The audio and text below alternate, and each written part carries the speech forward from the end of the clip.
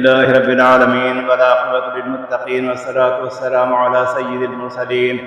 ربنا آتنا في الدنيا حسنة وفي الآخرة حسنة وقنا عذاب النار. اللهم ربنا ظلمنا أنفسنا وإن لم تغفر لنا وترحمنا لنكونن من الخاسرين.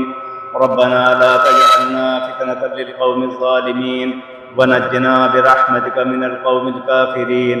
اللهم إنك عفو تحب العفو فاعف عنا يا كريم. رب ارحمهما كما ربياني صغيرا. رب ارحمهما كما ربياني صغيرا. ربنا اغفر لنا ولإخواننا الذين سبقونا بالإيمان ولا تجعل في قلوبنا غلا للذين آمنوا ربنا إنك رؤوف رحيم.